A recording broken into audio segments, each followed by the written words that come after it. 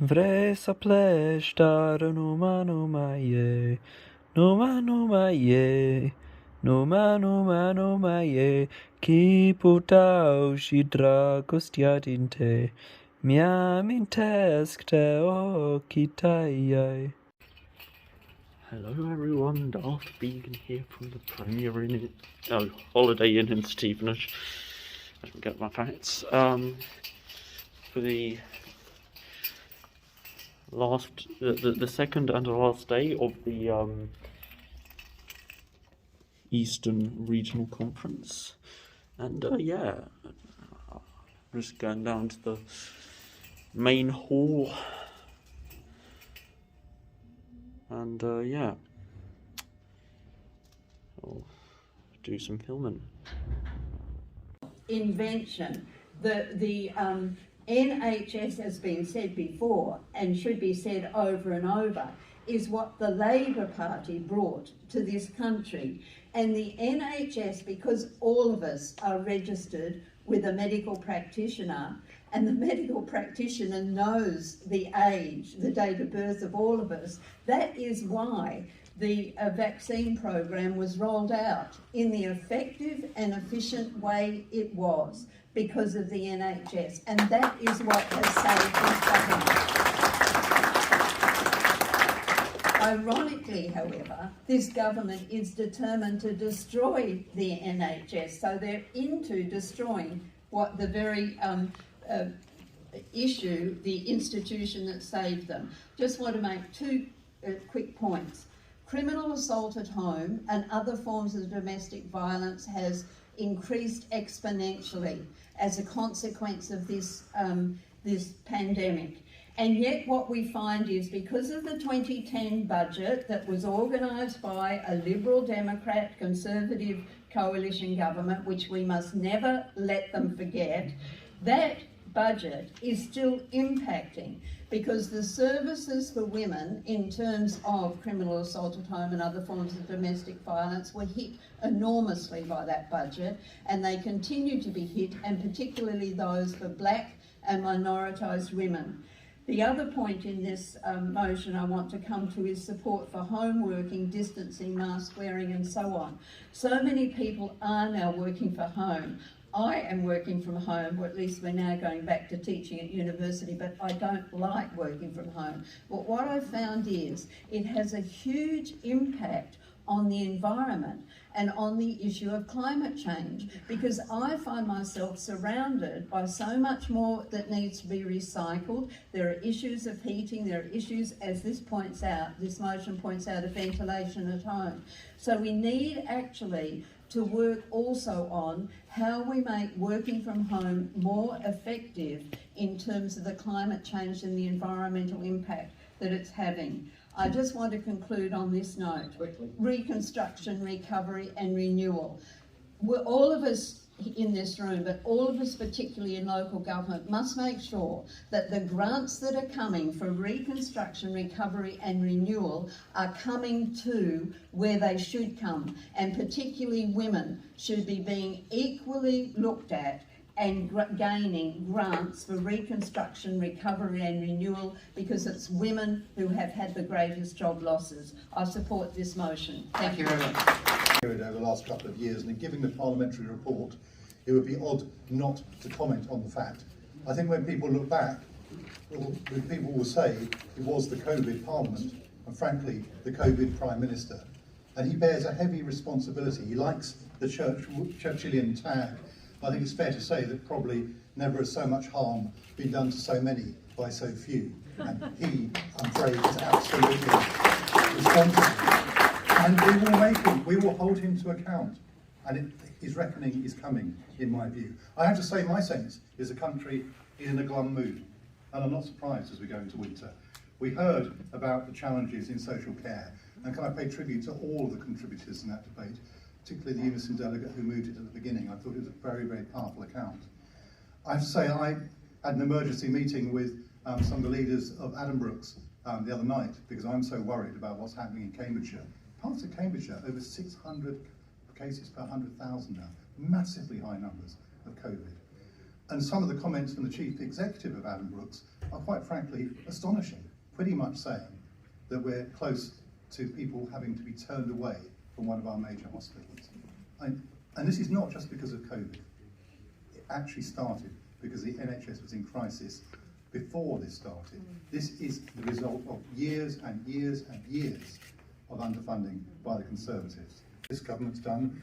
We saw how, just in terms of domestic legislation, so much of it is too late. The Environment Bill, which I've been working on very closely, was basically a patch to make up for the legislation that we lost when we left the European Union. So it's no surprise to me the outpouring, literally, of public anger about sewage being tipped into our rivers that came through in the last few weeks. But the thing that strikes me, and I was thinking about how many regional conferences I've been to. I was going to say it's more than 10, and I thought it's more than 20. I feel it might be more than 30. I'm going to stop there. But we delivered key services all the way through. There was no break in Stevenage in the collection of waste or green waste or any of those services. And we delivered far better locally than could ever be done nationally. And that is why I am absolutely convinced that what we need from a Labour government is a much greater devolution of powers and funding to us at local level, because we can do the job better than that centralised approach from Westminster. And we are the most centralised country in Europe. And we need the funding to do it as well. Here in Stevenage, we get no revenue support grant at all now. We've had to make, we're a small district, so our budget's not huge. We have a turnover of about 95 million a year, but our net budget is about 9.3 million. We've had to make £10 million worth of savings since 2010. You can imagine what that's done to our services. We contribute about £44 million in business rates to the national coffers. We get £2 million back from that. The inflationary costs we've experienced this year, so we need to cut next year, is £800,000. To put in a 2% increase on council tax here raises £100,000. That leaves me with £750,000 of savings before I even start looking at any of the services issues. So now they're there. We ensured there were no cuts to services and no staff redundancies at the time when local, as Sharon suggested, huge and savage cuts to local government finances from central government. And also, we showed some real leadership in Harlow during a global pandemic. Some leadership that actually the central government can learn a lot from. We set up a community hub. We ensured that our residents were supported, and many of the things that Sharon mentioned that happened in Stevenage. But here we are. We're in opposition in Harlow. I'm going to be honest with you. It's pretty rubbish and it's extremely frustrating. But we must keep going. I didn't get in politics for flashy titles. I got in politics to try and make a difference. And it's really frustrating going from a position where you can make a difference to where you feel like you're doing a lot of work and putting forward motions, reading up on papers, scrutinising an administration group, and you feel that you can do so little. But as has been said throughout the weekend, we must keep going. Harlow is an important seat for Labour. It's important that we get a Labour council back in Harlow, and not just because we want, we think that's the road to win a general election. We actually need a Labour council back in Harlow for the people of Harlow, because actually we know that the Tory council don't care. They stand up in council meetings and give these grand theatrical speeches, and believe it or not, I don't. I know you think I'm a bit of a performer, right? But generally they give these speeches and they're like, one guy started quoting the Lion King in a speech, right? Honestly, right? They don't even look at the chair. They're looking at the press the whole time. They don't care about the people of Harlow like Labour does. And I won't go on too much. They want to rewrite history about what Labour's achieved. We must keep, in Harlow, and I'm sure it's the same across the region, celebrate the things we did achieve, both in government but also in local government. They claim they were going to cut the council tax on day one. Well, it's now day 200 and they haven't. And even if they can cut council tax, Essex County Council are going to put it, and the Police and Crime Commission are going to put it up anyway. So actually, there's not going to be a decrease in council tax. 38.1%, Vaughan West 61.9%, and therefore Vaughan West is elected.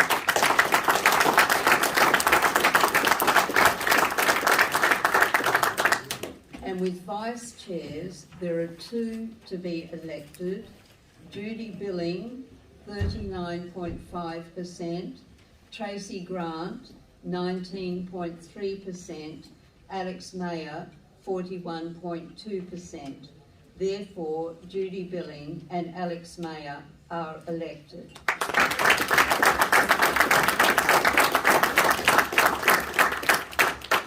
And in relation to motion 1, where we had the card vote on energy and the environment, for 70.5% and against 29.5%. Therefore, motion 1 is passed. And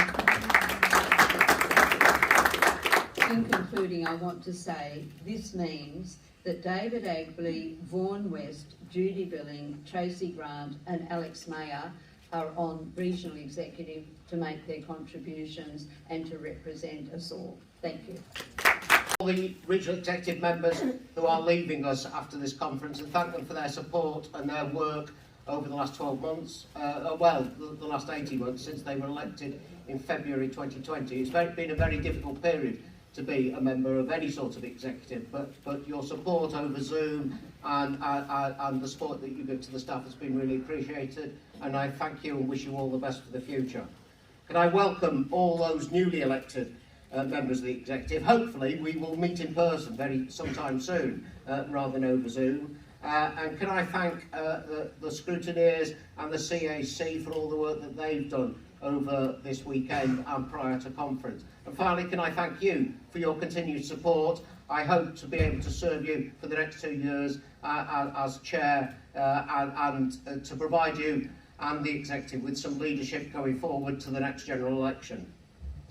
Can I thank the regional staff, especially those who are... People's flag is deepest red, it shrouded of Dharma to dead, and ere their limbs grew stiff and cold, their heart's blood dyed its every fold. Then raised the scarlet standard high, within its shade we'll live and die. Though cowards flinch and traitors sneer, we'll keep the red flag flying here. With heads uncovered swear we all, to bear it onward till we fall. Come dungeon dark and gallows grim, this song shall be our parting hymn. Then raise the scarlet standard high, within its shade we'll live and die. Though cowards flinch and traitors sneer, we'll keep the red flag flying here. Okay people, so I'm here at Costa, here on the High Street. Sort of a memory of like 5 years ago. Vegan bacon butty, and then a slice of cake that said it was vegan, so it's a Jamaican ginger cake, and then some latte with oat milk. So yeah. It's just, yeah.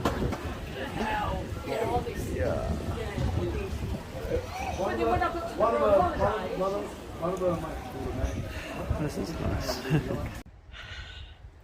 Okay people, so I'm here at this park near where I used to live actually. So yeah.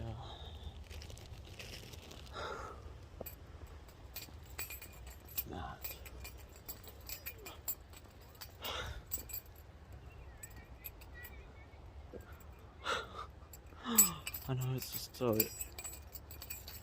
I used to live here just over 5 years ago in foster care. I mean, I wanted to show it. It's actually because obviously that's a bit personal. I don't even know if they still live here, but yeah.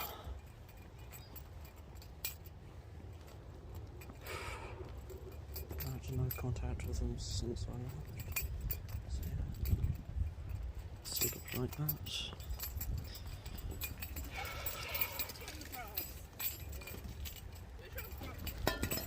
Just sit down. Okay, so I'm here at the leisure park. Came in a taxi. Yeah, basically no one was there, and then basically I looked at my old carer's Facebook page and didn't say where she lived, but there were references to Boston, Lincolnshire, so might not even live here anymore. But yeah, anyway, I'm here at Frank and Benny's waiting for my food to arrive. Yeah, decided to come to Frank and Benny's in particular because I was like, oh look, Frank and Benny's is still open. Because where I live, it's closed. I thought they were all closed, to be honest. So yeah, I'm just waiting for the food. Yay, it's arrived. Some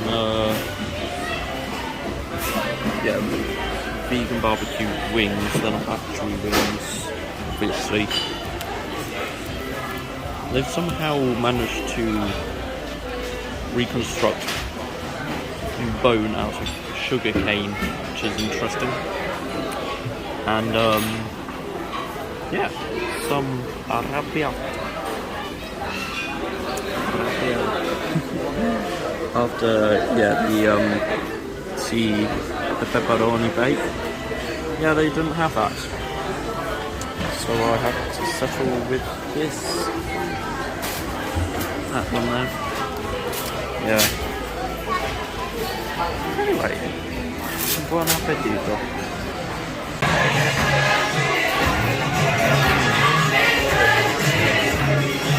Yeah. In classic Frank and Benny's fashion, they're having a birthday. At least they're not dimming the lights. As they used to before. Okay, so I've gone and ordered this, a vegan chocolate chip shake. There it is. Made with soya.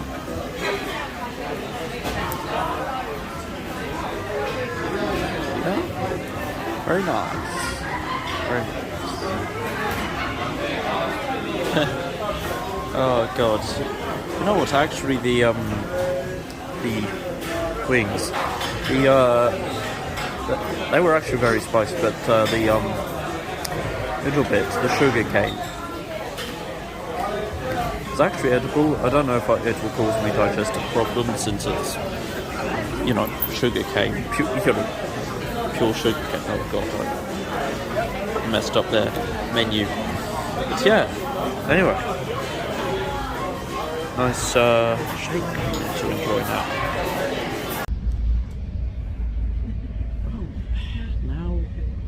It's time to go home. So yeah, that's it for the end of the conference. I'm not all around Stevenage. As always, thank you for watching. Goodbye. Soon may the wellerman come to bring us sugar and tea and rum.